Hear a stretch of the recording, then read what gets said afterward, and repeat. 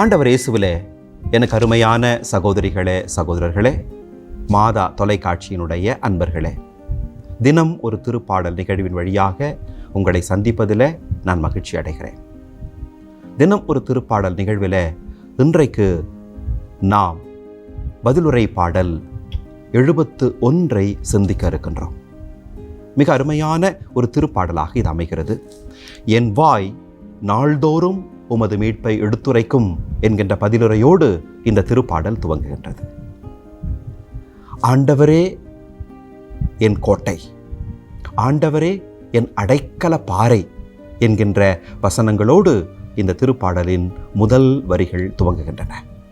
ஆண்டவரை அடைக்கல பாறையாகவும் அவரை தனது அரண்மிகு கோட்டையாகவும் எண்ணி தனக்கு இறைவன் தருகிற பாதுகாப்பை நினைந்து போற்றி புகழுகின்றார் இந்த திருப்பாடலின் ஆசிரியர்.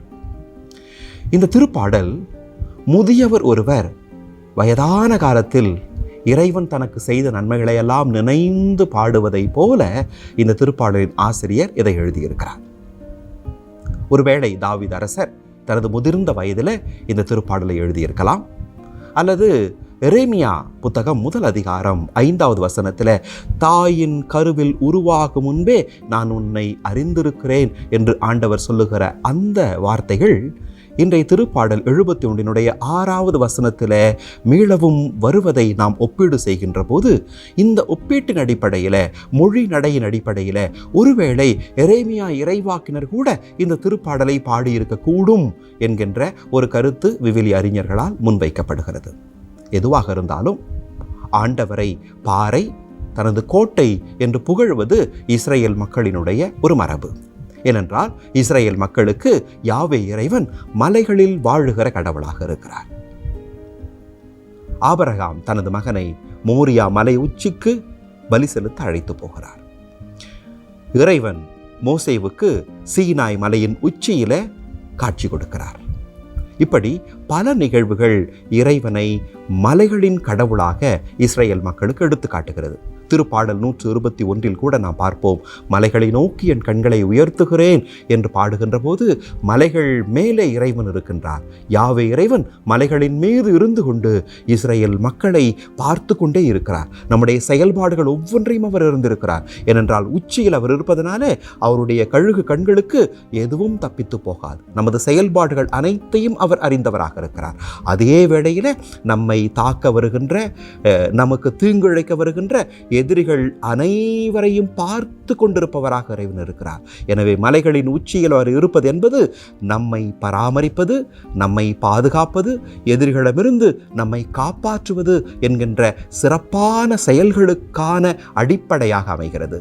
எனவே மலைகளின் இறைவன் நமக்கு ஒரு அடைக்கல பாறையாக, அவரை நாம் பற்றி கொள்ளுகின்ற போது எந்த விதத்திலும் நாம் விழுந்து விடாதபடிக்கு நம்மை காப்பாற்றுபவராக, அசைக்க முடியாத ஒரு அரணாக இறைவன் இருக்கிறார் என்பதை இந்த திருப்பாடல் நமக்கு உணர்த்துகிறது.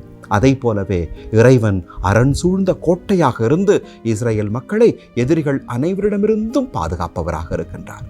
இஸ்ரேல் மக்கள் யோசுவாவின் தலைமையில் வாக்களிக்கப்பட்ட நாட்டுக்குள்ளே நுழைந்த போது அந்த எரிகோ நகர் அரண் இடிந்து விழுந்து மதில் சுவர்கள் நொறுங்கி போய் எப்படி இறைவன் அவர்களுக்கு அந்த நகரத்தை கொடுத்தார் என்பதை நாம் வாசித்திருக்கின்றோம். ஆனால் இறைவனே இஸ்ரேல் மக்களுக்கு அரணாக இருக்கிறார், கோட்டையாக இருக்கிறார். எதிரிகள் அழித்து விட முடியாது, எதிரிகள் தாக்கிவிட முடியாது, எதிரிகள் தகர்த்து விட முடியாது. இந்த நம்பிக்கையில இந்த வயது முதிர்ந்த ஆசிரியர் தனது வாழ்நாள் முழுவதும் இறைவன் தன்னை பாதுகாத்து பராமரித்து தனக்கு செய்த அத்தனை நன்மைகளையும் நினைந்து அவரை பாறை போல நம்பிக்கையோடு தான் பற்றி கொண்ட வாழ்வின் செயல்பாடுகள், இறைவன் தனக்கு ஒரு கோட்டையும் அரணுமாக இருந்து தனது வாழ்வின் துயரங்களிலே, துன்பங்களிலே, வேதனைகளிலே தன்னை பாதுகாத்த அந்த சிறப்புமிக்க செயல்பாடுகள் அனைத்தையும் நினைத்து பார்க்கின்ற ஆசிரியர் இறைவனை புகழ்ந்து இறைவனுக்கு நன்றி கூறுகிறார். எதிரிகள் என நினைத்துக் கொள்கிறார்கள், ஆண்டவர் இவனை கைவிட்டு விட்டார், எனவே இவனை நாம் மிகச் சுலபமாக தாக்கி அழித்து விடலாம் என்கின்ற போது ஆண்டவர் மீது தனக்கு இருக்கின்ற பற்று உறுதியின் அடிப்படையில் ஆண்டவரே என்னை பாதுகாத்திருளும் என்று உரிமையோடு கேட்கின்றார் இந்த திருப்பாடலின் ஆசிரியர். வயது முதிர்ந்த காலத்தில், தனிமையில், வேதனையில், நோயில துன்புறுகிறவர்களுக்கு இந்த திருப்பாடல் மிக ஆறுதலான ஒரு திருப்பாடலாக அமைகிறது. ஏனென்றால் தனிமையையும் நோயையும் அனுபவிக்கின்ற போதுதான் பராமரிப்பை, அன்பை, அரவணைப்பை ஏக்கத்தோடு தேடுகின்றதாக நம்முடைய மனங்கள் இருக்கின்றன. இந்த வயது முதிர்ந்த காலத்தில் இந்த திருப்பாடலின் ஆசிரியர் இறைவனை தேடுகின்றார். ஆண்டவரே, என்னை பாதுகாத்தருளும், ஆண்டவரே என்னை காப்பாற்றியருளும், பொல்லாரின் கைகளில் நின்று என்னை விடுவித்தருளும் என்று இறைவனிடம் கெஞ்சி கேட்கின்றார். அதே வேளையிலே, ஆண்டவரே, நீர் எனக்கு செய்த அத்தனை நன்மைகளையும் நினைத்து நான் உம்மை மகிழ்ந்து பாடுவேன் என்று சொல்லி இறைவனுக்கு வாக்குறுதியும் கொடுக்கின்றார். ஆண்டவரே, சிலருக்கு அருமையானவர்களே, நமது வாழ்விலும் கூட பொல்லார்கள் நம்மை சூழ்ந்திருக்கின்ற போது ஆண்டவர் நமக்கு அரணும் கோட்டையுமாக இருக்கிறார். ஆண்டவர் நமக்கு அடைக்கல பாறையாக இருக்கிறார். நம்மை வழிநடத்துகின்றார், நம்மை பராமரிக்கின்றார், நம்மை பாதுகாக்கின்றார், நம்மை அரவணைத்துக் கொள்கின்றார். இந்த நம்பிக்கையோடு இந்த நாளை ஆண்டவருக்கு ஒப்பு கொடுத்து செபிப்போமா? எங்கள் அன்பின் பரலோக பிதாவே, இந்த நாளுக்காக, இந்த வேளைக்காக நன்றி சொல்லுகிறோம்.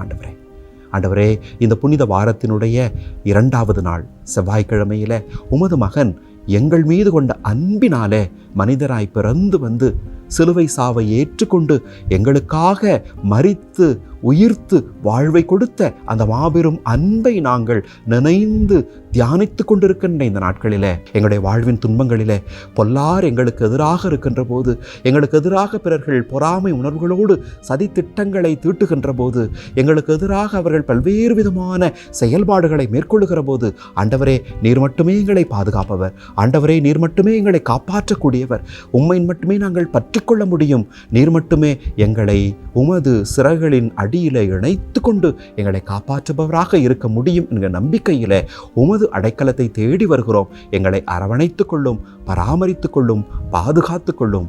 எங்கள் ஆண்டவர் இயேசு கிறிஸ்துவின் நாமத்திலே ஜெபிக்கிறோம். எங்கள் ஜெபம் கேளும் அன்பின் பரலோக பிதாவே. ஆமென்.